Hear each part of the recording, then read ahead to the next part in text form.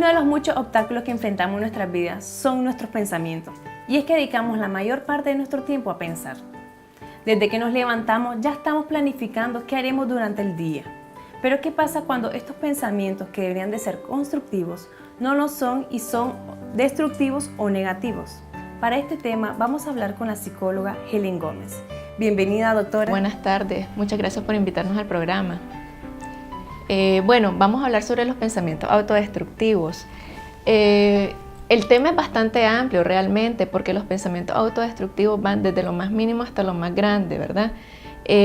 Como definición podemos decir que los pensamientos autodestructivos son todas aquellas ideas que los seres humanos tenemos que no nos convienen como ser humano, o sea, que no nos edifican, que no nos forman como nos debería de formar digamos, un pensamiento positivo en el día, en la mañana, en la tarde, en la noche.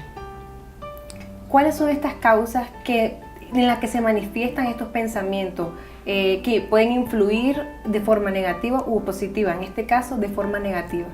Bueno, las causas pueden variar realmente y las causas vienen desde que el niño se está formando en el vientre de la madre.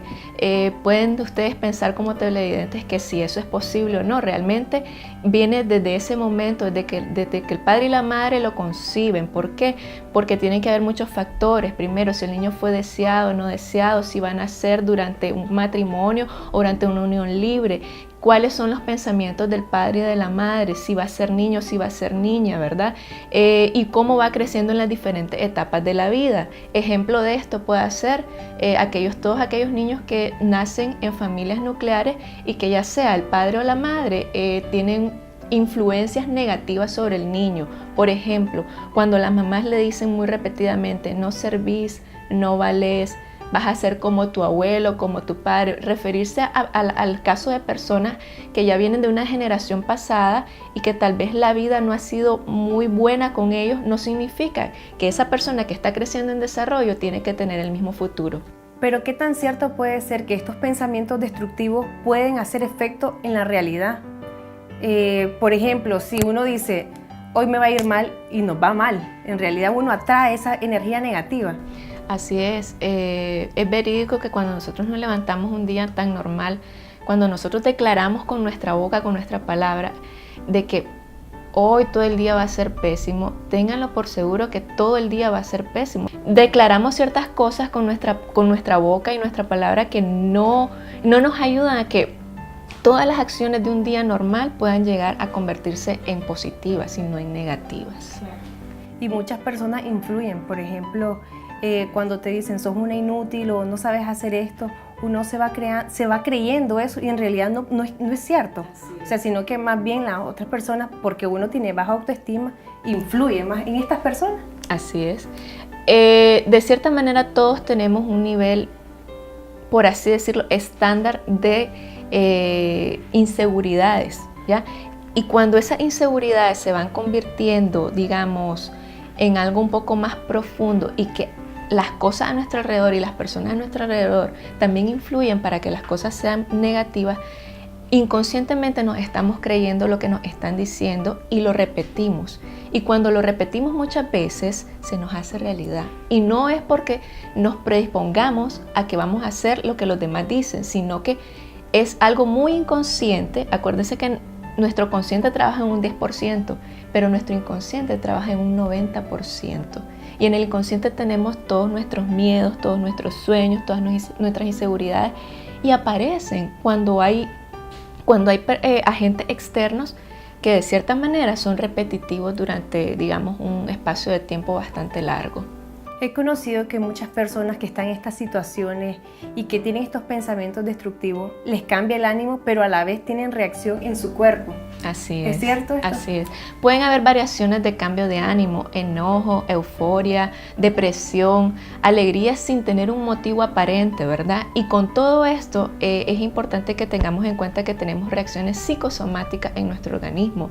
Ejemplo de esto, cuando una persona se enoja muy fuerte, por ejemplo, la presión sanguínea sube, ¿verdad? Las pupilas se dilatan, podemos llegar hasta tener ganas de náuseas o ganas de vomitar. Entonces nuestro organismo sabe bien cuando estamos en un momento sumamente positivo o cuando estamos en un momento negativo. ¿Qué recomendaciones nos podría dar para estas personas que desean evitar estos pensamientos negativos o destructivos o disminuirlos, por decirlo así? Todos los seres humanos de alguna manera tenemos pensamientos negativos o autodestructivos, ¿verdad? Va a variar el nivel que tengamos.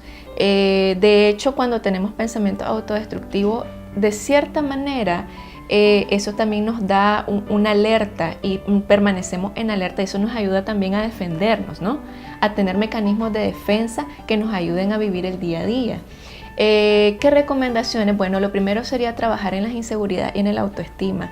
Es importante principalmente trabajar con los niños, ¿verdad? Es muy diferente trabajar con niñas y con niños porque tienen sus diferencias, ¿verdad? Pero trabajar desde pequeños, en la etapa de la adolescencia también hay que reforzar fuertemente al adolescente con pensamientos y no solamente con palabras positivas, con consejos, motivarlo. Ya en una edad joven adulta es el momento en que estamos o están pensando los muchachos ya en establecerse, en buscar una pareja. Entonces es importante de rodearse de personas que traigan bien y que no traigan mal. Y ya hablando de la edad adulta, acordémonos que debemos de ser ejemplo y que los demás van a aprender por modelación o por imitación. Es importante tenerlo en cuenta especialmente para los niños, ¿verdad? Y disminuir sería trabajar mucho con la autoestima. Acuérdense que la autoestima es simplemente amarse a uno mismo, quererse como uno es. No importa que hayan estándares afuera que nos digan tenés que ser flaca, tenés que ser pelo liso, tenés que ser rubia, tenés que medir 1,90. No es cierto. Estamos inmersos en una realidad que no es la que los estándares están diciendo. Entonces nos tenemos que querer como nosotros mismos somos. Chaparrito, gordito, flaquito, rizado. O sea, de verdad quererse como uno es y rodearse de personas que lo acepten a uno como uno es. Muchísimas gracias, doctora Helen.